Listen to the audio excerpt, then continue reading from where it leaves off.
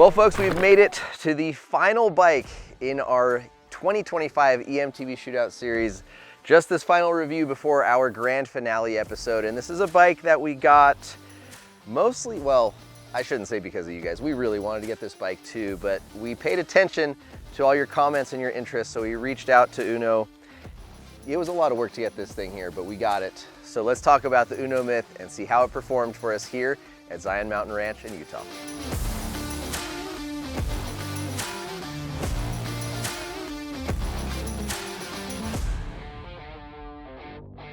So before we get into the, I don't know, mixed story of the UNNO Mith, I'd like to take a quick second and thank the sponsors for making this series possible. We've tested all of the bikes for about over a month back on our home trails before the 2 weeks here at Zion Mountain Ranch in Utah. So we would like to extend a sincere thanks to Fox Racing for having the crew kitted up, staying safe on the trail, Schwalbe Tires for providing our official test tire. We ran an Albert Gravity Radial out back and a Schwalbe Magic Mary Gravity Radial up front, and I've had a great time riding on those tires. Velocirax also was our official rack partner, helping us transport all these bikes from trail to trail. And again, Zion Mountain Ranch for hosting us, feeding us, and keeping us really close to a bunch of amazing trails. So, Robert, let's get into the Mith. Absolutely. UNNO Mith, 160mm rear travel, 170mm fork, mixed wheel only. Quite unique suspension characteristics, very progressive with all that progression pretty much happening up until sag to give you a really nice supple off the top feel, at least in theory. And then throughout the rest of the travel, it flattens off a little bit to give you a little bit more support. Powered by the DJI Avinox drive unit, it's the only one in our test this year to have that system. 850 watts of peak power and 105 Newton meters of torque as standard. Boost button on the handlebar that'll get you up to 120 Newton meters of torque and 1000 watts of peak power. Some questions at the moment over the legality and what is actually going to be available internationally in different markets when you do get this DJI system. A lot of the countries have a 750 watt peak power maximum sort of legislation in place. So I think DJI is likely going to be restricting the bikes when they become available in each different market to meet the legalities.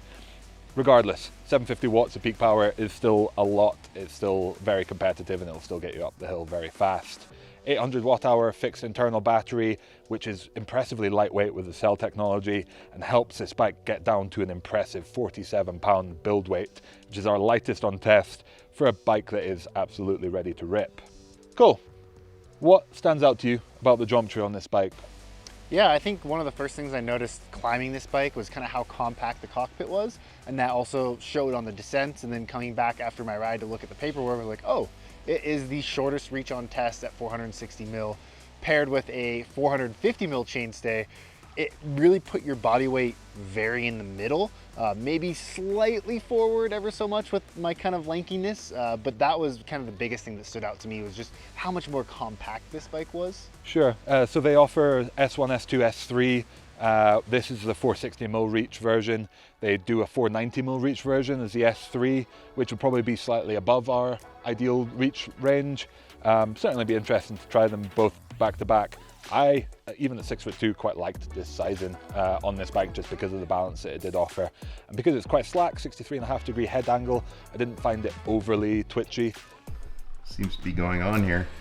We've got a new late arrival bicycle. That required a whole transplant. Yeah, it wasn't provided to us in the most ready of states. This bike wasn't actually ever intended to be ridden. It was only going to be a display bike, but we wanted to include it because we thought it was quite exciting. So here we are, many hours later. One thing to note, so this is the first of these bikes in North America. This bike was never intended to be ridden, as crazy as it sounds. It was just going to be a display bike, and then when I started begging UNNO to give us one to include in this test, they were like, well, we do have this bike that's going to be at Sea Otter. It's got a prototype linkage on it. The drive system might not work, and it's not the final spec components that we're going to be shipping with it. And I was like, yeah, I still really want to ride that thing. We'll make it work. Can you send it? So this is a linkage that is not the final production version. It's got a high and a low flip chip position. The high flip chip position gives us the geometry, but with a really gnarly high level of anti-squat. The low position gives us a really low slung geometry with probably a sub 63-degree head tube angle, which is crazy, but it has the more production-like suspension characteristics. Just to clarify, this is not as anyone is going to be buying the bike. We've had some issues from the drive unit, which we've had to transplant a few bits and bobs that we had to make it work. It's still not actually fully working. We might have had some issues with the speed sensor getting water ingress on one of these early prototype versions. And then the suspension characteristics being a bit of a contentious point for our crew. We were sent a spec shock from Fox that had the correct light compression tune on it. We think that shock had a problem. It was what we spent most of the time testing with. We've since put on the original bike shock that this bike was provided to us with, which has a firmer compression tune, but is working. And even though it's a firmer compression tune, which should feel harsher, it actually feels better. So we just want to frame all of this by saying most people are gonna get a production bike which should have less issues. We're gonna put huge asterisks on everything that we say here, as this was what our impressions were based on what we could deduce from this bike and battling with the issues that we've had. But I think we're all in agreement that irrespective of the issues that we have faced, there's some things that really shone on this bike. This has, even in its production version, got a pretty crazy progression curve. That means you've got a window 0 to 30 to 35% where it progresses a lot, and then it flattens out for the rest of it. That means you need to get your sag set in pretty bang on.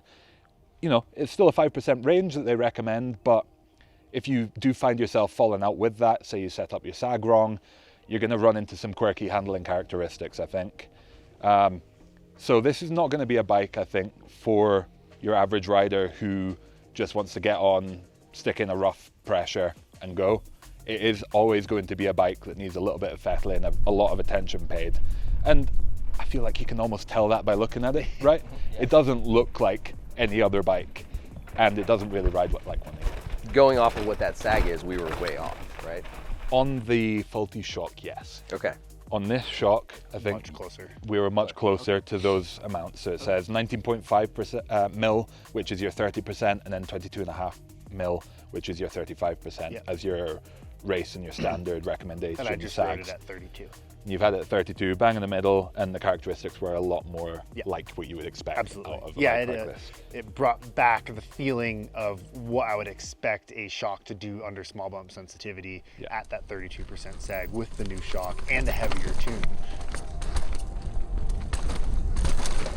The power is there, right? The compact size is impressive. The small battery, the noise, being that it's quiet, I should say. Touch screen, display, the bar controls, all very nice stuff. Part of what makes this thing so exciting for so many people. It does require a bit of tuning, and by tuning I mean detuning and controlling instilled. It's a bike that our guest tester spent some time riding, and I would say a lot of like intermediate riders and those who maybe aren't super comfortable in technical terrain or switchbacks, this drive unit can run away from you very, very easily. And same can be said for very loose trail conditions and technical terrain where you're having to really change your pedal cadence and speed to kind of slow up, check, and get ready to apply power for techie moves.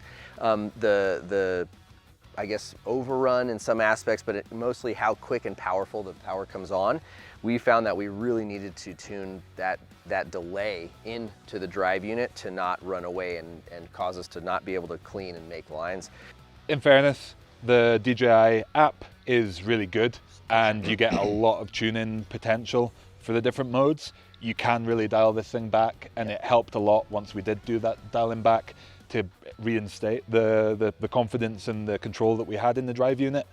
But I think it is important that the stock settings on this drive unit are pretty gnarly and probably reserved only for advanced level riders or those who are just looking to really blast up fire roads and don't need the control. Range-wise, I think this thing does okay. It's not incredible, but okay. Like, for the amount of power that you get out of it, of course you're going to be burning more battery as a result, but I'd say it's solid. Touching on that climbing suspension feel, this bike does have a lot of anti-squat. That is something that is not going to suit every rider. It does create a more firm feeling suspension platform when you're pedaling. That's going to help with the efficiency. That's going to help, I think, with the control a little bit when you're pushing it as fast as the DJI system wants you to go. But if you're on a kind of more cruisy ride and you're looking to conserve energy, both in the drive system and in your body, it might end up feeling a little bit on the harsher side when you're pedaling. Cole, you've just hopped off of some laps on this thing. What are your kind of overall impressions of the design? Yeah, I mean, you look at this bike and you know exactly what it's intended to do. It is intended to go down the hill at a rapid pace, and when you're fresh, when you're comfortable, and that setup is feeling good, it can do that 100%. For me, I did, as we talked earlier, struggled a little bit with that shock setup, but once I was able to kind of break through into the travel, it was eye-opening how well this bike corners, especially at speed, and your ability to get it leaned over. I think that's kind of a balance for me of that shorter reach number and longer rear end. And when you're hitting big successive bumps that are spread out, it handles and stays composed. For me, when I started going a little bit slower and not getting into the travel as much, I got a little bit of twitchiness out at Grafton yesterday. But just this morning, running a few hot laps after we've made some changes to that rear shock, it was worlds different. And I am 100% not good enough to get the most out of this bike. I think this is the fastest bike up the hill and down the hill I've ever ridden by far. I feel so inspired by this thing.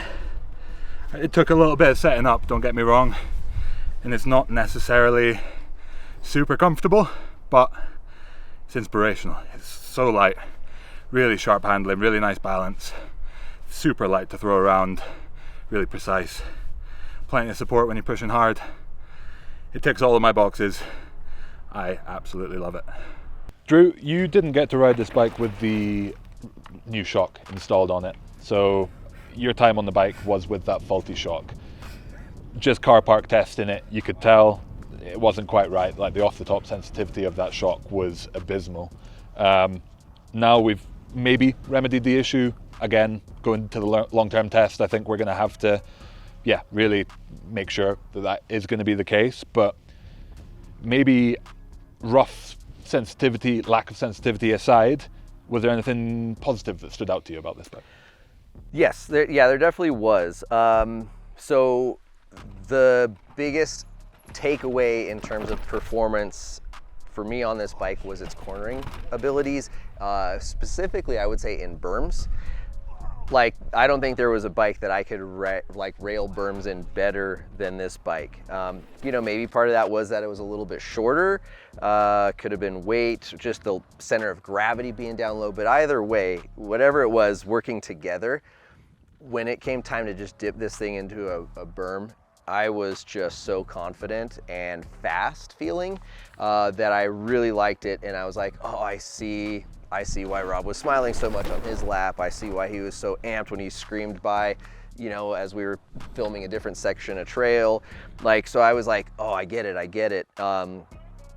The flip side to that is I struggled with finding traction, both braking and flat corners. I really felt that this bike floated up on top of the drier, looser conditions. I just wasn't able to kind of get it to sit down, settle, and be supple and sensitive enough to keep the tires tracking.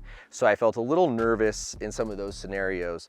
Could also be the overly slack head tube angle that we had, making that feel like the front end was a little bit farther out, so I just wasn't quite confident enough when it wasn't very steep, right? I'm talking a little bit flatter, lower gradient, flat, loose trails.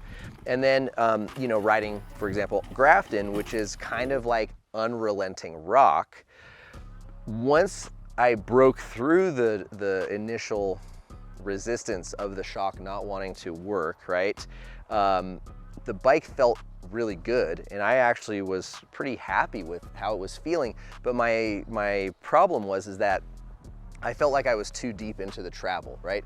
I know what you kind of have talked about a lot as we've been going over numbers is, you know, that it's very progressive off the top and then it almost gets linear. I personally felt like for my feelings, you know, probably most of you out there know I don't love VPP. Not saying this is, but I don't love a stiff off the top feeling suspension. And for me, I felt that this suspension was all or nothing. Like I either was getting 0 suspension activation or I was blowing through the travel. Again, so I think that all points towards the fault in the shock that we had, because unless they are lying about their leverage plots, which I'm certain they are not, the opposite should be true. Right. This bike, it has, you know, some really special things in there, and I see the potential. And but yeah, there's, for me personally, as it sits right now, there's a lot of question marks. Yeah, question marks for sure, and to be expected from pre-production, different to the final product, faulty, you know, all of those things working against it, but still left with a lasting impression for all of us, I think, and for me, for sure, one of the best bikes that I've ridden, hands down, even with a faulty shock. That's crazy. So that said, for the consumers out there who are going to say, why did you agree to take a bike that wasn't production and is going to possibly give different results or not be what someone's going to buy? Have you seen it? Yeah, I mean, we knew that people would be asking for us to have, well, people did ask for us to have this bike in the test. Almost demanded, I could say. And this was the only option that we had to include it. Yeah. So we did our best. We wanted to work around any of the question marks and still try and give it as fair a test as possible. It's been a slightly cursed test, to be honest, but still, at the end of the day, the potential I think that this bike has is really special and for the right kind of rider. All right, folks, so that is the UNNO Mith. Thanks for joining us on this experimental test. One that certainly had its ups and downs, and hopefully we'll have a round 2 with a lot more, I guess, time aboard the proper production spec bike. We're looking forward to the opportunity. Hopefully UNNO can get us one down the road. Make sure you guys stay tuned for the grand finale. It is the next episode in our 12-bike eMTB shootout. Also, thanks again to Fox Racing, Schwalbe Tires, Velocirax, and Zion Mountain Ranch for helping make this series possible. We'll see you soon in the next video.